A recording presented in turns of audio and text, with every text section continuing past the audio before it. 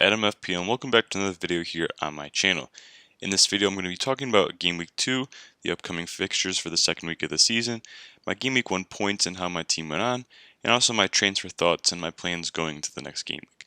So if you guys enjoy the video and you like watching my content, like and subscribe as it's always greatly appreciated and helps out the channel. And yeah, even with college and stuff, I'm going to try to find time to churn out videos and kind of take you guys along my journey this season. So with that being said, let's kind of go into my points for Game Week 1. Game Week 1, I got 94 points. The average was 69, so pretty solid score. This was a game week where a lot of teams did well, especially on the Twitter community. A lot of people got in the 80s, the 90s, even the hundreds. And so this was just a very good week overall for many teams. Basically the template players, the template team, basically everyone returned, kind of most of the players. So a lot of players scored points, and the two most popular big hitters returned hugely. So therefore, if you had a combination of some of those players, you probably did well. Now, if you didn't do well and you scored kind of closer to the average, maybe 50, 60, or 70 points, it's not too big of a deal because there's 37 more game weeks to do well. And this is only game week 1. The ranks are still very volatile. Everyone's so close together. So don't worry too much if you had a slow start. But yeah, let's go into my points. So 94 points. In terms of reviewing the players, small disclaimer, I did not watch any of the games as I did not have cell signal that weekend. So I wasn't able to watch, but I did watch the highlights, so that's kind of what I'll be basing kind of what I'm talking about them on. But yeah, so let's start real quick. So we have Sanchez with 2 points.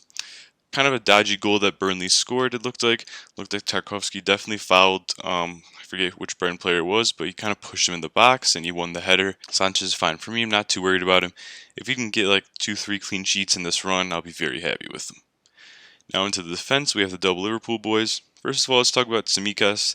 4 million defender, now 4.1. But I'm actually very happy that he kind of gave me those 6 points. I think his game time is numbered now that Robertson's back running and training.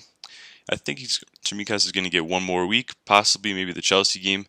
But then it's the international break, and I think Robbo will be back. So it'd be a nice parting gift if Tsimikas got me another 6-pointer against Burnley this week. I think he played well in that Liverpool game. He was attacking, he was on some corners. And yeah, he had a couple shots. So yeah, I think Tsimikas did look good, and hopefully I can hold him for 1 or 2 more games, and he will be playing as he's great value in that price. And then Trent, same thing. Wasn't as attacking as I thought he would be, but maybe it was just the tactics that Norwich employed. It was the first game, you never know. But with Trent, he's always on set pieces, on some corners. He's looking to cross. He had that kind of assist of the assist to Jota and Salah. And yeah, I think that Trent looks good. Liverpool's fixtures look great, so I'm very happy owning Trent going forward. Now Shaw, kind of unlucky to get a 1-pointer. I didn't see too much if he created chances from the game because I only saw the highlights, like I said. But yeah, he did concede 1 goal to that ailing screamer.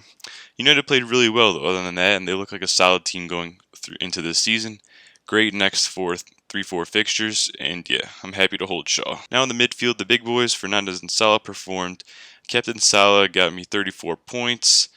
I think against Burnley, yeah, he got 1 goal, or Norwich, he got 1 goal and 2 assists in the clean sheet, which was very welcoming. Now Fernandes got a hat-trick, looked great against Southampton. He was taking his chances. He was running into the box, and he was very active, kind of the metronome of that Man United team. Salah looked good as well. He looked sharp as always, and he loves the opening game week fixtures. I think he scored like the past 5 opening game week fixtures the past 5 years. So Salah looks good. Gundogan and Rafinha. Fortunately, Rafinha picked up a yellow card, and he didn't look like he had too much chance to shine in that Man United game. They kind of shut him down. But Rafinha's got some nice fixtures, starting with Everton. Hopefully he doesn't miss too many game weeks, like for the international qualifiers for Brazil. I think he might have to miss game week 4 possibly, or 5, maybe both, due to fixture congestion and quarantine rules and whatnot. But hopefully he doesn't miss too many, as I really enjoy having him, especially for this great run starting game week 5. Gundogan was my main dilemma this week. Played alright against Spurs. I think he had a couple close set pieces. But the main thing with him is that he got injured, and there's still kind of some uncertainty that if he'll play before this Norwich game. Pep did say he's fit, which could mean anything with Pep. Either he starts, maybe he comes off the bench for a few minutes, but yeah, Norwich for Gundogan if he plays looks good, so I'm happy with that. Now into the forward line, we have Tony, Ings, and Antonio. Start with Tony the blanker. He didn't actually have a single shot on goal against Arsenal. He was kind of playing like the Harry Kane role, where he was kind of building up play for the likes of Mbeumo and Kanos to run through him. So it was kind of a different role that he played usually. But I'm hoping this week against Crystal Palace, he can kind of get a few more shots in. Crystal Palace is definitely a weaker team than Arsenal. I think that he could get some shots away in this game. Then have Ings. Ings got very lucky, to be honest. I was just reading about it and from watching the highlights. Aston Villa did not look very good against Watford. Their fluidity in the attack just wasn't there. Kind of expected, I guess, with a lot of new players. Maybe that's something I didn't quite consider when I was building my Game Week 1 team. But nevertheless, Ings got a very late penalty in the game to get the second goal for Aston Villa. And yeah, he got his goal. Didn't really actually register a shot and didn't look really noticeable in the game at all. But I'm hoping that this will change in the next couple weeks where he has some good fixtures. Antonio with 13 points. This guy's a monster. I love this guy. Goal and 2 assists. He missed a pen, so he could have had like 20 points. He looked good. As long as the hamstrings hold up, he's going to be running. He's going to be scoring goals. On the bench, Gunnarsson doesn't play. Backup goalie. Ben White led in 2 goals to Brentford. Happy I didn't play him. Ayling, unfortunately, had that screamer. I wasn't going to play him against United, though. Most people didn't. But yeah, last season he had 0 goals and 0 assists. And what do you know? First game this season, he comes in with a amazing goal. So that's just how it works sometimes. And then Gilmore just with 2 points. So yeah, that's the team this week. 94 points. Didn't quite hit the 100 mark, but I'm not too disappointed in the rank at all. Game week 1 started off in the top 1 million. If I can just keep going up from here, that'll be great. Now into my team for game week 2. At the moment, I'm planning on rolling the transfer and pretty much playing the same team, other than Ayling and White kind of switching on the bench. But yeah, other than that, my main transfer dilemma, everything looks good except Gundogan. So I'll get to that in a second. Let's just go through the team real quick. Got Sanchez against Watford. Watford aren't the best scoring team. I still don't think that there will be plenty goals in it for them. I think that last week they had a great game, and Ismaila Sarr looks really good. But I just think that Brighton can kind of neutralize it. They are at home too, and I think that home advantage will play a big factor this season with fans and being back kind of thing, and players being motivated and kind of wanting to show their fans now that they're back, kind of what they've been missing. Then I have Liverpool boys in the defense. We have Alexander-Arnold and Tsimikas against Burnley. I'm hoping Liverpool get a clean sheet here against Burnley. Don't think Burnley have Chris Wood, and I think that Burnley don't have many kind of great ideas in attack anyways, so hopefully Liverpool can neutralize that. Maybe we see an attack in return from these guys, who knows, but I'm liking the prospects against Burnley this week. Shaw against Southampton. I'm hoping Shaw can kind of create a lot of chances and kind of be attacking this game week, as I think Southampton are quite poor defensively. They kind of had the worst, I think, XG, shots given up last week against Everton, and they look quite lackluster in defense. Plenty of mistakes to be had there, and I think United will run riot over them. Now we then have the midfield, same midfield as last week. We've got some nice fixtures here. We've got Fernandes against Southampton. Like with Shaw, I think he can do very well here. He's a great captaincy option. And I think that against Southampton, Fernandes can get on the score sheet here, kind of capitalize on those inexperienced Southampton defender mistakes. Salah against Burnley, my captain right now. We'll talk about captaincy later in the video. I like Salah against Burnley. It is the early kickoff, but I think that Salah in front of Anfield for the first time since, I think, last year. I think he'll be raring and ready to go, as will be the Liverpool team. Gundogan against Norwich. I think he'll play. Pep actually just said in his press conference this morning, Gundogan is fit, so hopefully he will get some minutes, whether that's off the bench or ideally starting. I think that it's just too good of an opportunity to pass up if he's starting against Norwich at home, and I think that hopefully he can get on the score sheet and reward my patience with him.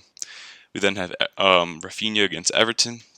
Like this fixture, Leeds at home in front of the fans at Ellen Road. We have Tony against Crystal Palace. Good fixture for Tony.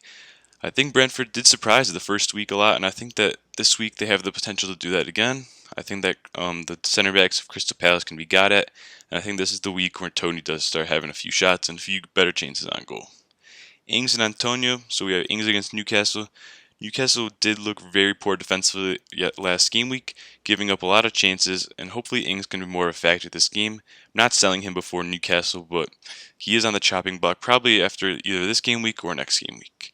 We then have Antonio against Leicester. Always going to be playing Antonio. Man, just an XG monster. When he's fit, I'm going to play him no matter the fixture.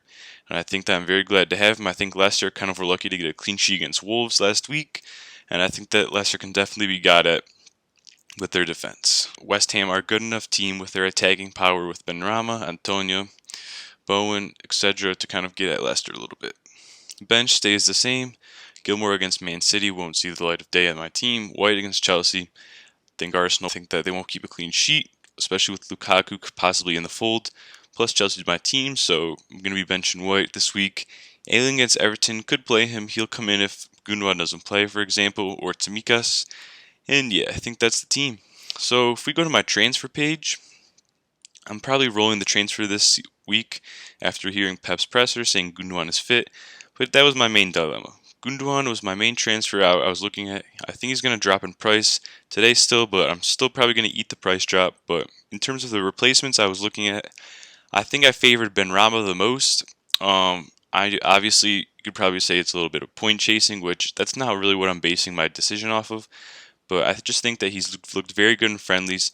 His stats look good, and he's kind of cementing his place as long as Lingard doesn't go to West Ham in that cam role. He's the only one that can really play it well. He can also play winger, and Moyes does really like him. He's also kind of low owned, which would be nice for rank. And I think that Benrahma, kind of with these nice fixtures, has possibility to do more damage, feeding Antonio those balls in, assisting, and he also has the goal threat as he likes to shoot a lot. So I like Benrahma. I also like Sarr. Just don't know if the next two fixtures are good enough for me to get him in.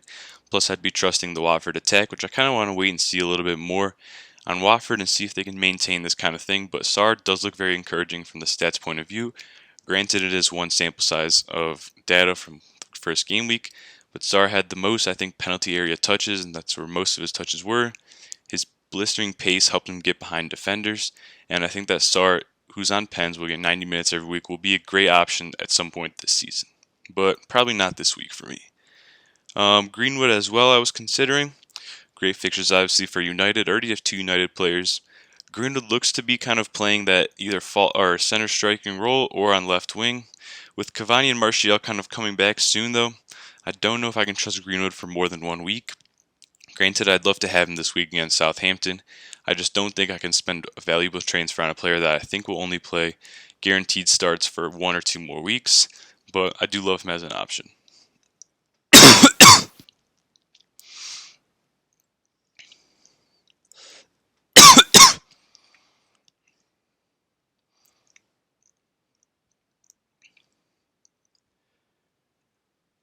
But yeah, those are pretty much my 3 kind of top replacements for Gundo. I could, of course, go Grealish for Gundo with the 0.5 in the bank, but I just think that Grealish, I don't know enough of how he kind of, what his role is in that Pep team, and if he's a good FPL option. He's kind of a wait and see for me as well, even though he has a great fixture against Norwich. But most likely I'm keeping Gundogan this week and rolling the transfer heading into game week 3. So if we go to captaincy, I'm on Salah at the moment, although Bruno is a strong option. I just think that Salah, who's at home in front of the fans at Anfield, I'm just going to trust Salah and go safe. Granted, I think Bruno can do just equally as well or better. I think it's kind of half and half, really, kind of what you prefer. Salah, Burnley at home. His record against Burnley hasn't been great the past 5 meetings, but I don't like to look at past outcomes to determine the present one. So I think that Salah, just on paper, player he is against a home fixture against a bottom kind of 5 team, captaining Salah most likely this week, which of course, if anything changes, I'll let you guys know on Twitter, so follow my Twitter, which will be linked in the description below. That's pretty much the video. If you guys made it to the end of this video and you like the content, like and subscribe. It's always greatly appreciated. And yeah, if you have any questions in the comments or thoughts about your team or my team, I'll be answering all my comments as soon as I can. So yeah, it's Adam FPL, and I'll see you guys on the other side of the game week and in the next video.